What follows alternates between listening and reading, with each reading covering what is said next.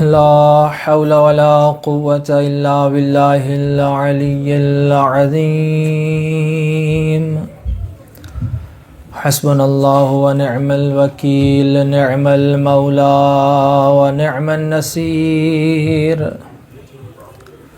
أعوذ بالله من الشيطان الرجيم. بسم الله الرحمن الرحيم. الحمد لله الذي لا يبلغ مدحته القائلون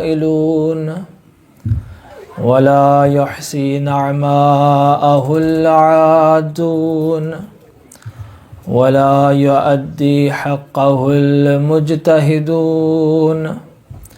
الصلاة والسلام على سيد الأنبياء والمرسلين، شفيع المذنبين، أنيس الغريبين، رحمة للعالمين. أعني العبد المؤيد، الرسول المصدد، المصطفى الأمجد، أبا القاسم محمد.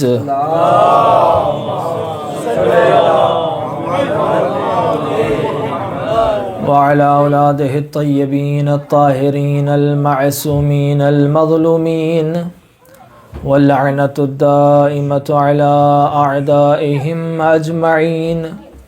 أما بعد، فقد قال الرحمن في القرآن: بسم الله الرحمن الرحيم.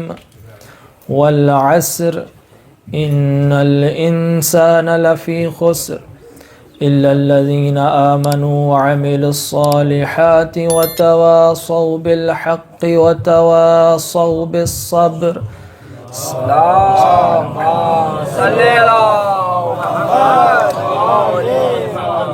ایک مرتبہ پھر اپنی زبانوں کو معطر کریے محمد و آل محمد کی ذات پر صلوات.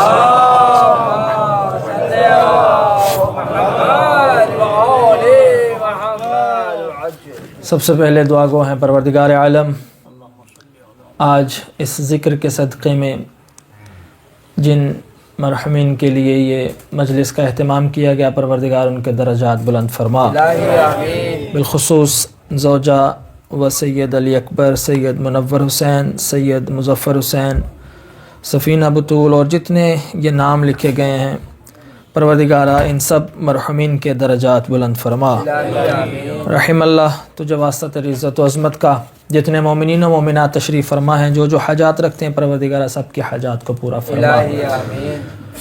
بیمار کربلا کے صدقے میں ایک مومنہ سیدہ آیت کی صاحب بیمار ہیں، پروردگارہ ان کو شفاء کلی عطا فرما.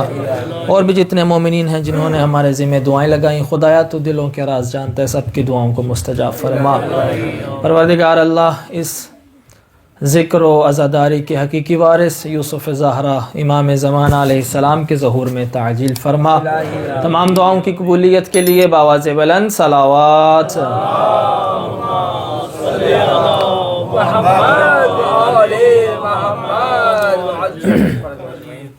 سامعین محترم، مجلس ماشاءاللہ ہو چکی ہے. قبلہ کا خطاب آپ نے سنا بہترین طریقے سے.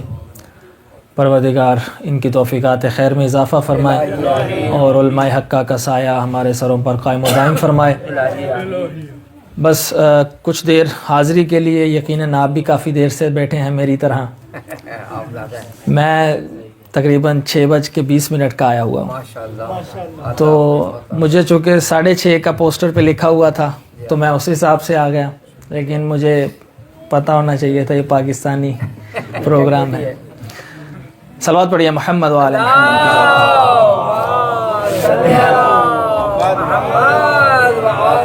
محمد. مختصر وقت میں کچھ معروضات پیش کر کے انشاءاللہ اجازت چاہوں گا. ارشاد پروردگار ہوتا ہے: بسم اللہ الرحمن الرحیم. والعصر ان الانسان لفی خسر. بہت ہی معروف سورہ اور مختصر سورہ قرآن کا، کہ جس میں واضح پروردگار اعلان فرما رہا ہے وہ اللہ کہ جس کو اپنی کسی بات پہنچانے کے لیے، منوانے کے لیے قسم کھانے کی ضرورت نہیں ہے، لیکن وہ خدا جب کسی بات کی اہمیت کو بتانا چاہتا ہے تو قسم اٹھا کر وہ اپنی بات بتاتا ہے اور پہنچاتا ہے. تاکہ انسان سمجھ جائے کہ یہ بات کتنی امپورٹنٹ ہے، کتنی اہم ہے. والعصر، زمانے کی قسم. ان الانسان لفی خسر. توجہ چاہتا ہوں کہ پھر قسم اٹھانے کے بعد بھی لفظ انا کہ جو تاکید کے لیے آتا ہے کہ بے شک ان الانسان لفی خسر، بے شک انسان خسارے میں ہے. اب وہ اللہ اعلان کر رہا ہے کہ جو خود خالق انسانیت ہے. اب دیکھیے کہ یہاں اس مقام پر اللہ کیا کہتا ہے کہ بے شک تمام انسانیت خسارے میں ہے، اور پھر دوسری مقام پر اللہ نے کیا ارشاد فرمایا؟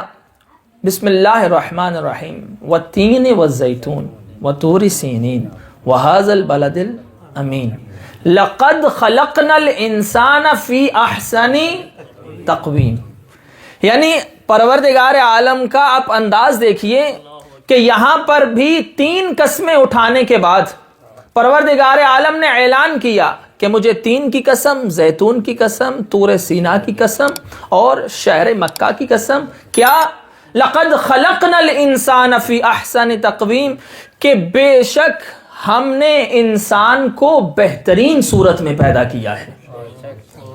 لقد خلقنا، یہاں توجہ کیجئے گا، کچھ مقامات ایسے ہیں قرآن میں جہاں پروردگار عالم مفرد کا صیغہ استعمال کرتا ہے، مفرد کی ضمیر یعنی واحد، کہ جیسے کہا گیا ادعونی، مجھے پکارو، استجب لکم، میں جواب دوں گا. کچھ مقامات ایسے ہیں جہاں پروردگار عالم اپنے لیے جمع کی ضمیر استعمال کرتا ہے، جیسے انا انزلناہ فی لیلۃ القدر، بے شک ہم نے قرآن کو، میں نے نہیں، ہم نے. قبلہ تشریف فرمائیں، تائید فرمائیں گے کہ وجہ کیا ہے. کہیں پر اللہ مفرد کی ضمیر استعمال کرتا ہے کہ میں تمہارا جواب دینے والا ہوں، میں تمہارا پروردگار ہوں. کہیں پر اللہ جمع کی ضمیر استعمال کرتا ہے، لقد خلقنا، کہ بے شک ہم نے انسان کو بہترین صورت میں پیدا کیا. وجہ کیا ہے؟ علماء نے اس کی تفسیر میں لکھا کہ جہاں پر پروردگار عالم مفرد کی ضمیر استعمال کرتا ہے، واحد کی، ایک کی، کہ میں سننے والا ہوں، میں جواب دینے والا ہوں، میں تمہارا اللہ ہوں، انی غفور الرحیم، میں غفور الرحیم ہوں، وہاں پروردگار عالم اپنی محبت، اپنی رحمانیت، اپنی رحیمیت کا اظہار کرتا ہے کہ میں تمہارا سننے والا ہوں، میں تمہارا جواب دینے والا ہوں، مجھے پکارو. جہاں خدا واحد کی ضمیر استعمال کرے وہاں خدا اپنی محبت کا اظہار کرتا ہے، اور جہاں خدا جمع کی ضمیر استعمال کرے کہ ہم نے قرآن نازل کیا، وہاں خدا اپنی کبریائی، اپنا بڑھپن، وہاں خدا اپنا جلال دکھانا چاہتا ہے، وہاں خدا اپنی ذات پر فخر کر رہا ہوتا ہے، وہاں خدا اپنی کبریائی کا اظہار کرتا ہے. یعنی کیا مطلب؟ انا انزلنا، یعنی وہ ہم ہیں کہ جو قرآن جیسی کتاب نازل کرنے والے ہیں. یعنی ہمارے علاوہ کوئی قرآن نازل نہیں کر سکتا. اور وہیں پر اللہ نے مفرد کی ضمیر نہیں، جمع کی ضمیر استعمال کر کے کہا انا اعطیناک الکوثر، ہم نے اے میرا حبیب تمہیں کوثر عطا کی ہے. اور جہاں کوثر کے بارے میں فرمایا وہیں فرمایا لقد خلقنا الانسان، ہم نے انسان کو بہترین صورت میں پیدا کیا. یعنی انسان وہ ایسی مخلوق ہے جس کو اللہ پیدا کر کے خود پہ فخر محسوس کرتا ہے.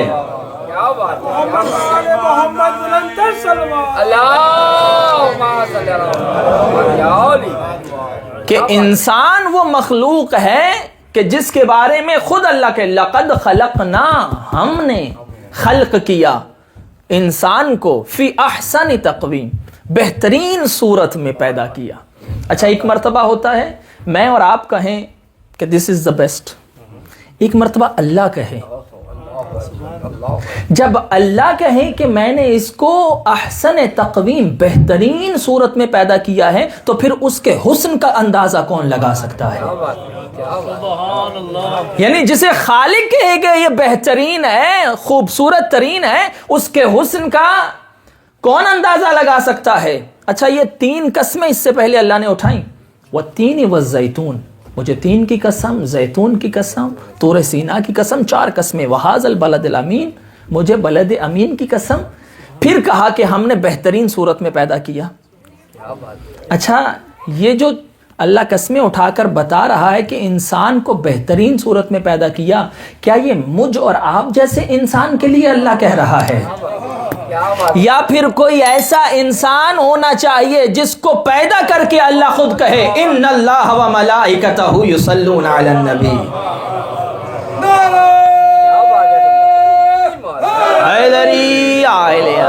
مولا آپ کو سلامت رکھے. یعنی کوئی ایسا انسان ہونا چاہیے کہ جس کو پیدا کرنے کے بعد اللہ خود پہ فخر محسوس کرے، کہ جس کو پیدا کرنے کے بعد اللہ اس کی طرف دیکھ کر سب سے پہلے خود اس کا عاشق ہو جائے اور کہے کہ اے میرے ملائکہ، میں بھی اس پر درود بھیجتا ہوں، تم بھی اس پر درود پڑھو، اور اے ایمان والو تم بھی میرے نبی پر درود پڑھو. یعنی کوئی ایسی ذات ہو.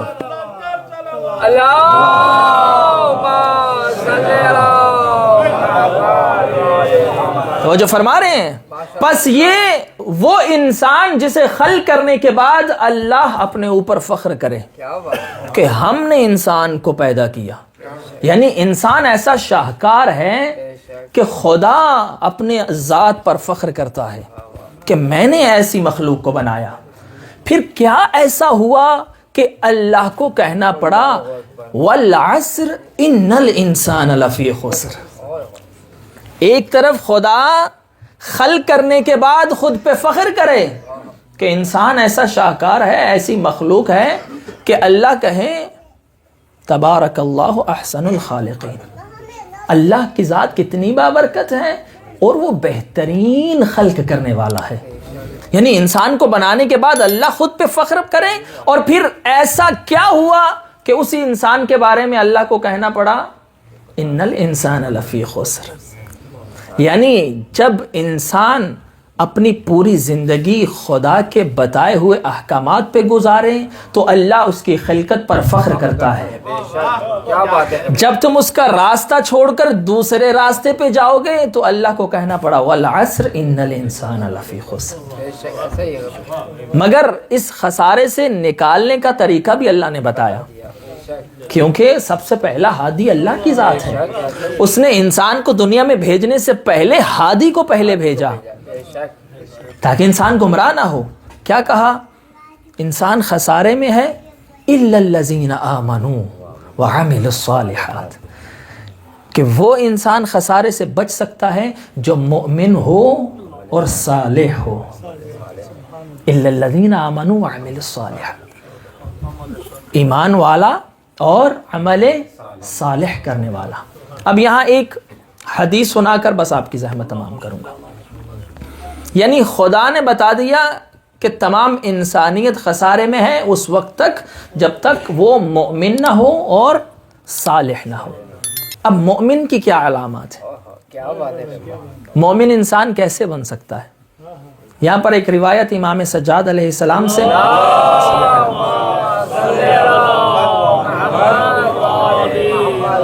کہنے کو بہت کچھ تھا لیکن میں زیادہ دیر زحمت نہیں دینا چاہتا تاکہ بزرگان کافی دیر سے تشریف فرمائے، یقیناً تھک گئے ہوں گے. بس مختصر کر کے یہ حدیث آپ کی خدمت میں پیش کر کے انشاءاللہ اجازت چاہوں گا. امام فرماتے ہیں علامات المؤمن خمس، مومن کی 5 علامتیں ہیں. مومن کی 5 علامتیں ہیں. سب سے پہلی امام فرماتے ہیں الورع فی الخلوہ. مومن کسے کہتے ہیں؟ فرمایا مومن وہ ہے کہ جس کی خلوت پاک ہوتی ہے. الورع فی الخلوہ. اچھا، ایک ہے تقوی، ایک ہے ورع. تقوی کیا ہے؟ تقوی کی اگر سادہ تعریف کی جائے کہ انسان کوئی واجب چھوڑے نہ، کوئی حرام کرے نہ، یہ ہے تقوی. یعنی تقوی یعنی کیا؟ تقوی یعنی آپ کا وہاں ہونا جہاں آپ کو خدا دیکھنا چاہتا ہے، اور وہاں نہ ہونا جہاں خدا آپ کو نہیں دیکھنا چاہتا. یہ ہے تقوی. ورع کیا ہے؟ تقوی میں حلال و حرام دیکھا جاتا ہے، لیکن ورع وہ ہے کہ جہاں پر تم کئی حلال کام اس بات کی وجہ سے ترک کر دو کہ کہیں تم گناہ میں مبتلا نہ ہو جاؤ.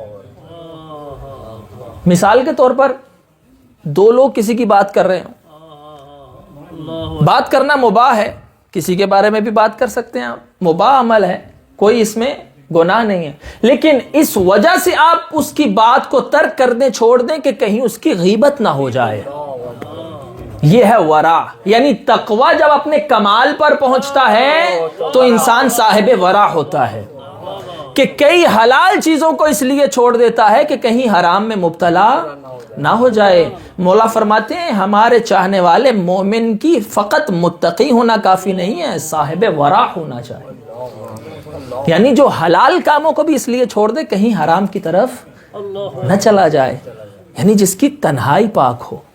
اور دوسری صفت کیا فرمایا؟ مومن کی دوسری صفت کیا ہے؟ الصدقۃ فی القلہ.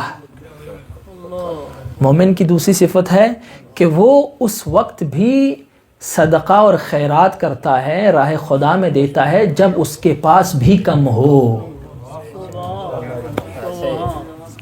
صدقہ دینا یہ بڑی بات نہیں ہے، صدقہ اس وقت دیں جب آپ کو خود ضرورت ہو. یعنی کیا مطلب؟ مجھے ضرورت ہے 100 کی، میرے پاس ہے 50. میرے پاس کوئی مومن آ گیا مدد کے لیے، میں کیا کہتا ہوں؟ بھائی مجھے تو خود 100 کی ضرورت ہے، میرے پاس 50 ہے، میں تو خود 50 کسی اور سے لینے کے لیے پھر رہا ہوں. مولا فرماتے ہیں اس 50 میں سے بھی تم راہ خدا میں دو. الصدقۃ فی القلہ. چیریٹی کرتے ہیں ہم، لیکن کب؟ جب ہمارے پاس اضافی ہوتا ہے، یعنی جو ہم یوز نہیں کرتے وہ پھر چیریٹی میں دے دیں. لیکن امام کیا چاہتے ہیں ہم سے؟ امام چاہتے ہیں تمہارے پاس 3 ہی روٹیاں ہوں اور تم 3 دن سے فاقوں میں ہو، روزے میں ہو، اور دروازے پہ یتیم آ جائیں، اسیر آ جائیں، مسکین آ جائیں، تو وہ اپنی روٹیاں اٹھا کر ان کو دے دیں. یہ ہے صدقہ. الصدقۃ فی القلہ. اور اس گھر میں رہنے والے پھر پیچھے نہیں رہتے. جو اس گھر میں رہتے ہیں جہاں علی و حسن و حسین و فاطمہ دیں، وہاں پھر فضہ بھی آگے بڑھ کے اپنے حصے کی روٹی دیتی.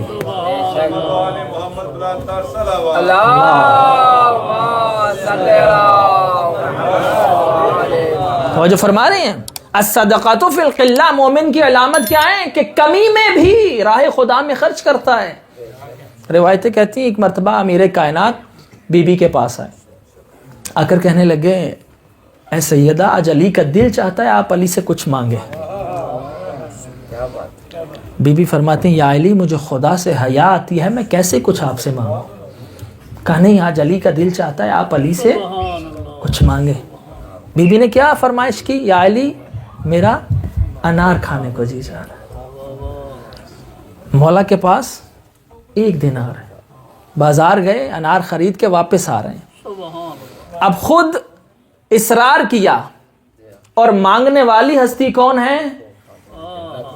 خاتون جنت، وہ بی بی ہیں سیدۃ النساء العالمین. علی کے ذہن میں کیا نہیں ہے کہ میں نے خود اصرار کیا، بی بی نے خواہش کی، زندگی میں پہلی مرتبہ خواہش. علی خرید کے گھر کی طرف جا رہے ہیں، لیکن علی کے کان میں ایک آواز آئی ہے کوئی جو مجھے راہ خدا میں کچھ دے. اب یہ علی ہے، یتیموں کا پرور پالنے والا ہے، یتیم پرور ہے. اب ہمارے جیسا کوئی ہو اپنے ایمان سے بتائیں کیا کرے؟ کہ بھائی گھر گیا اگر بغیر کوئی چیز لیے خالی ہاتھ تو کیا ہوگا؟ لیکن یہ علی ہے، جانتے ہیں. روایت کہتی مولا نے نہ صرف انار اسے دیا بلکہ پاس بیٹھ کر خود کھلایا. علی نے انار کھلایا اور کھلانے کے بعد علی اٹھ کر گھر کی طرف چلے. ذہن میں ہوگا، لیکن روایتیں کہتی ہیں کہ جو ہی علی گھر میں داخل ہوئے سامنے بھی فاطمہ ہیں، اٹھ کر استقبال کیا علی کا. اور بی بی نے ایک جملہ فرمایا، کہا یا علی میں تب اتنا خوش نہ ہوتی اگر آپ وہ انار گھر لے آتے جتنا اب خوش ہوں کہ آپ راہ خدا میں لے کر آئے ہیں.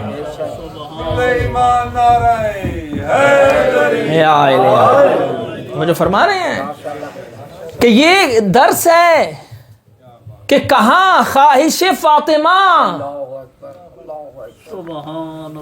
ہمارے گھر میں اگر ایسا ہو تو ہمارے گھر میں عورتوں کا کیا کردار ہونا چاہیے. کہاں خواہش سیدہ اور کہاں علی کا انفاق. اور بی بی جب مولا گھر میں آئے تو بی بی نے اٹھ کر استقبال کیا اور یہ جملہ کہا. روایتیں کہتی تھوڑی دیر کے بعد دروازے پہ دق الباب ہوا. دیکھا کون؟ سلمان، ہاتھ میں تشت. اللہ نے وعدہ کیا ہے تو میرے راستے میں ایک دے. یہ 10 تو ہمیں سمجھانے کے لیے ہے. قرآن کیا کہتا ہے کہ وہ لوگ جو راہ خدا میں خرچ کرتے ہیں ان کی مثال ایسے ہے جیسے ایک دانہ تم زمین میں بوتے ہو. وہ دانہ نکلتا ہے، اس پر 7 خوشے ہوتے ہیں. 7 خوشوں میں ہر خوشے میں 100 دانے، یعنی ایک کے بدلے میں کم از کم 700. پھر فرمایا واللہ یضاعف لمن یشاء، اور اللہ جسے چاہے 2 برابر کر دیتا ہے، یعنی 1 2 کم از کم 1400 گنا ملے گا. اب روایت کہتی جو ہی سلمان آئے ایک مرتبہ، ہاتھ میں تشت ہے، اوپر کپڑا ہے. کہا سلمان یہ کیا ہے؟ کہا یا علی یہ انار رسول اللہ نے آپ کے لیے بھیجے ہیں. جب ہٹائے، اب گنا تو کتنے تھے؟ 9 انار. مولا نے کہا سلمان یہ میرے نہیں ہیں. کہا یا علی رسول اللہ نے بھیجے آپ کے لیے. کہا اگر میرے ہوتے تو 10 پورے ہوتے. اب جناب سلمان نے ایک انار نکالا. کہا میں تو اپنے مولا کا علم دیکھنا چاہتا تھا.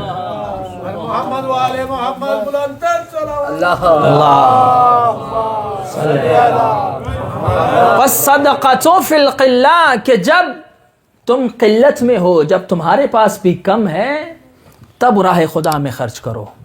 اور خود سید سجاد کیا میرے مولا کا انداز تھا کہ خرچ ایسے کرتے تھے. روایتیں کہتی جب غسل دیتے ہوئے ایک مرتبہ راوی نے دیکھا کہ امام کی پشت پر نشان ہے. امام باقر علیہ السلام سے پوچھا مولا یہ کس چیز کے نشان ہیں؟ کہا میرے بابا اپنی پشت پر اناج اٹھا کر غریبوں کے گھروں میں پہنچایا کرتے تھے. اور اچھا پہنچانے کے بعد کیا کرتے تھے؟ کیا ان سے شکریہ کا طلبگار ہوتے تھے؟ امام کا ایک رشتہ دار ہے، امام کے پاس آتا ہے اور آ کر امام علیہ السلام کو تانے دیتا ہے، برا بھلا کہتا ہے کہ آپ عجیب امام ہیں، میں تنگ دستی میں ہوں، فقیر ہوں، آپ میری کوئی مدد نہیں کرتے ہیں. جبکہ رات کی تاریکی میں کوئی آتا ہے اور بغیر بتائے میرے دروازے پہ اناج رکھ جاتا ہے، آپ امام ہو کر میری مدد نہیں کرتے ہیں.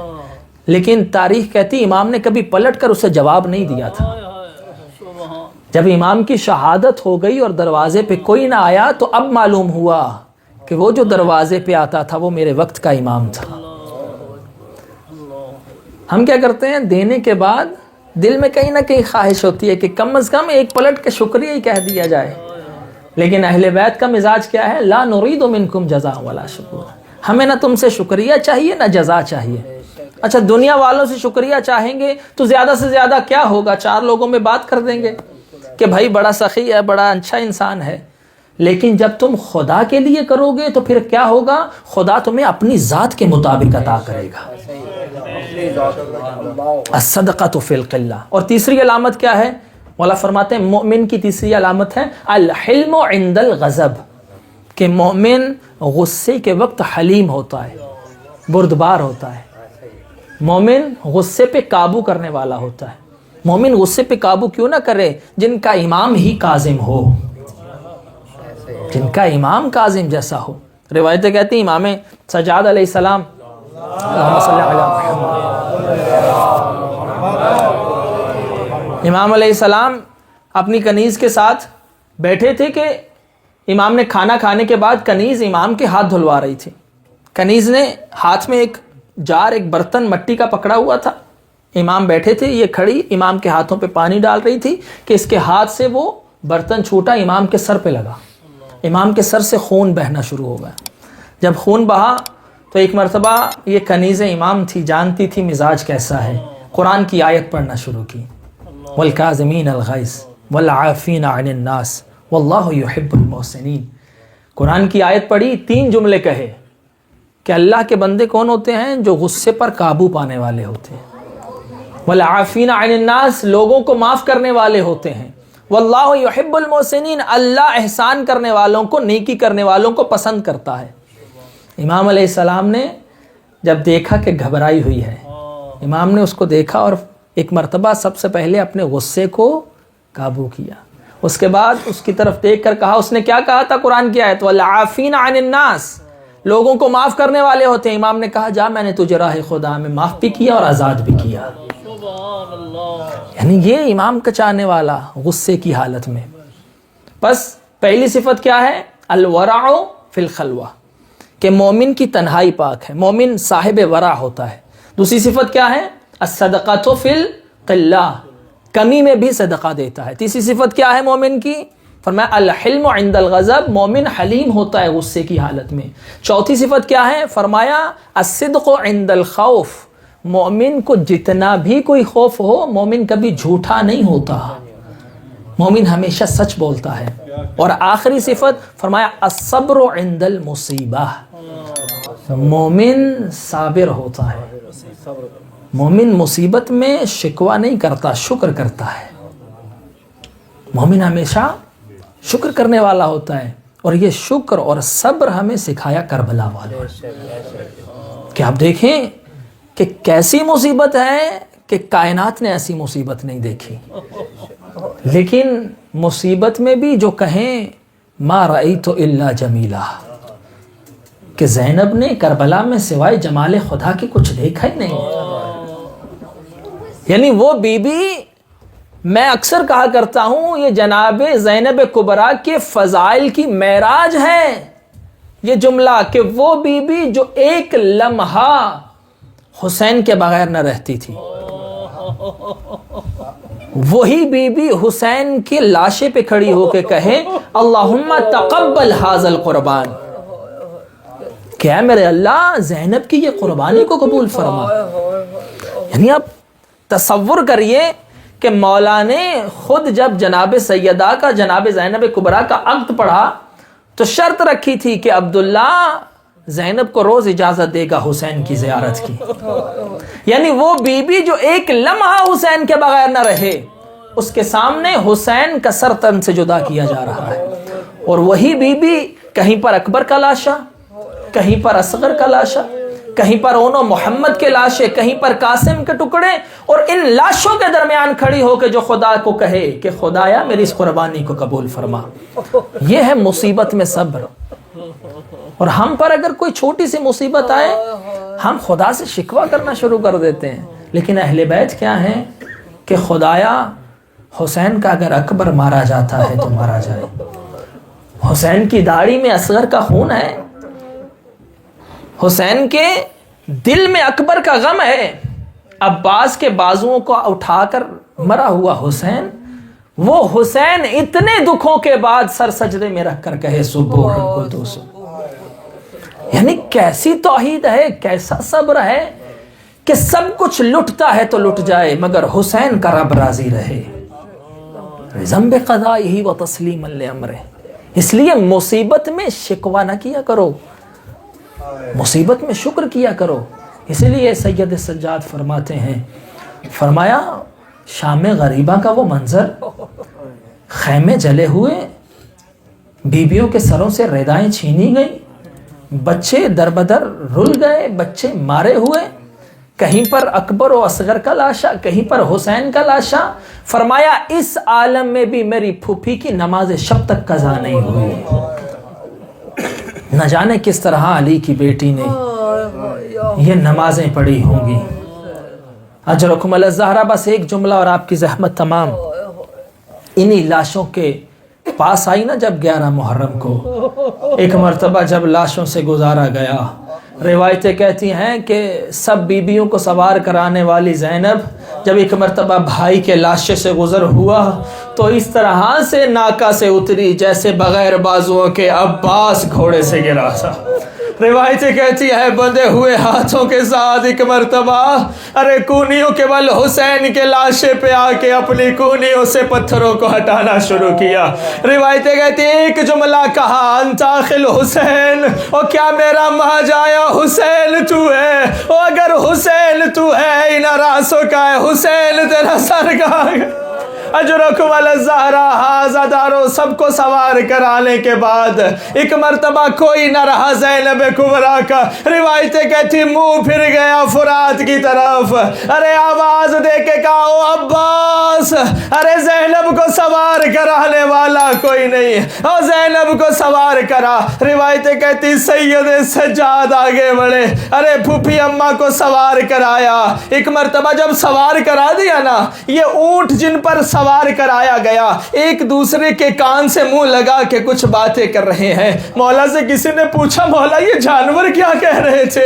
کہا یہ ایک دوسرے سے کہتے تھے ارے تم حیا کرنا اور نبی زادیاں تم پر سوار ہیں، مگر ازہدارو مصیبت کا جملہ یہی ہے کہ ظالموں نے ایک 4 سالہ بچی کو بے پالانے اونٹ پر لٹا کر ارے رسی سے بال دیا. ارے جب اتارا سکینہ کی پسلیوں سے خون جاری ہو. الا لعنت اللہ علی القوم الظالمین سیعلم الذین ظلموا ای منقلب ینقلبون.